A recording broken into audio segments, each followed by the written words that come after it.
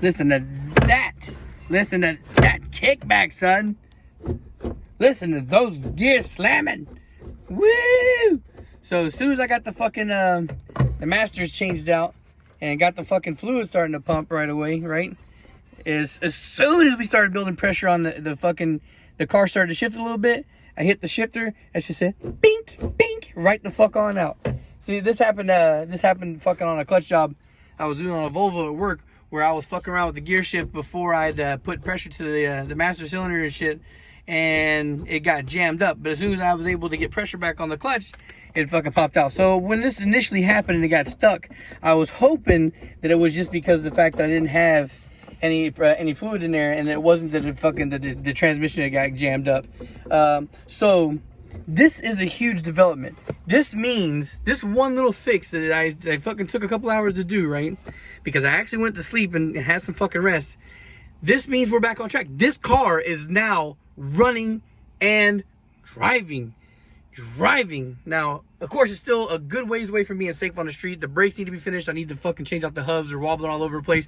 But this means that I could drive this car under its own power over there into the flat spot, work on it, be done, and drive it back into here. So that was my biggest issue. That and, like, you know, I'm on a fucking little bit of an incline here. So if I need to jack this car up to do anything, I can't do it because, again, incline. So we're good again. Yeah, you know, I was it turns out that the clutch master was completely fucking shot. Where is it at? Where did I put it? I threw it on the ground somewhere. But so initially the slave cylinder on the trans was leaking, right? I noticed it when I was trying to bleed and shit that it was leaking out. So I replaced it. But what I think happened is that the little bit of life that was left on the master, when I had changed the slave and had the new pressure building up, that it just completely failed. It just took a shit. This car was an automatic and it had been converted, so maybe whatever good shit that they put on this car was from a fucking junkyard. Damn, dude, I don't know where I put it, but yeah, the master cylinder was completely fucking worn out. It was super done. Like, the shit was rattling. There was no wonder why there was no fucking pressure on it at all. But anyway, you know, this car is so close to being finished. It's been neglected because, like I said, a whole bunch of little things, you know, that just added up. That I just lost motivation. It seemed like every time I would take a step forward with the car, I would take 2 steps back. The car is gonna be still kind of ugly, but there's still a good chance that what I'm gonna do is finish it, have it tuned, and then I might yank the swap and go K. But the whole thing is having it done, having the numbers on it. It's so fucking finished. It's so close to being finished. You know, most of the intercooler piping is already mocked up. I just need to actually bolt the intercooler to the chassis and put this pipe right here to the turbo. Put the down pipe, the dump tube, and then I just need to put the radiator and shit in place, and then this actually can drive without taking a shit.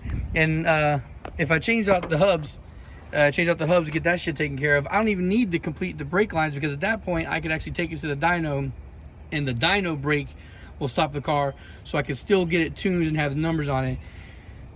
So, man, so the only thing that honestly keeps me from driving this car today is the fact that I don't have the battery. And I have my old battery in the trunk because I was going to take it, you know, the battery place that I go to isn't far from my house, just a couple of miles.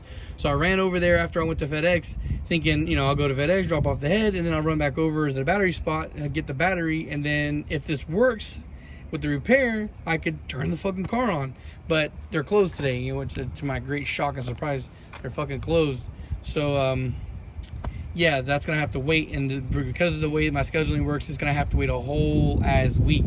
But you know, anyway, guys, I tell you all the time that I'm working on this project, or I'm planning on this project, or I'm planning on that, and I just don't want to get to the point where I'm telling you guys anymore and falling through and, you know, falling out, having the plan fall out, because I'm constantly changing my mind.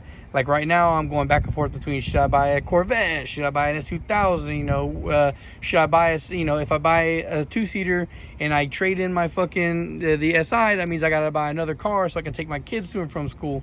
These are, you know, a bunch of just different ideas running through my head. And I'm like, maybe I should buy another car and then K-swap that. And then I'm like, but Chris, the fucking B-series is pretty much done. Just got to do the little things. And I'm like, I don't want to do little things, because every time I do a little thing, something else gives a fucking problem. And it's just, you know, round and round in circles. But now we're at the point where, like I said, where it runs and drives. So even if I want to, at this point, I could take it to Lee, a friend of mine, and just drop the car with him and have him finish up the rest of it, or make it drivable enough to where I could get it to the diner or whatnot. I don't know. But the good thing is the motivation is back to do some shit with this car again now that I can actually move it around under its own power. I'm gonna need to get some tires inflated or whatnot, or put some new tires in this car. I don't know what the fuck I'm gonna do, but get it to where it's actually up on all four, and then once I can drive it around. I mean, I could drive it with flat tires. It's, you know, not going far, but get it over to the flat spot. Maybe get some sheet wood or whatnot to put it over here, so that way I can change out these hubs. So change out the hubs, and then the car will be stable. And then, you know, I put the radiator in there. I've got a half-size radiator I'm going to put. So put the radiator in, finish mocking up the intercooler piping, and then I got to plug off some coolant ports, and I can drive the fucking car around and get it tuned. So it's just crazy to think that it's been sitting for another year and change since I got it running. And now I got it to where I can actually finish this fucking car. You know, so that's cool stuff. All right, guys. Thanks for watching, and peace.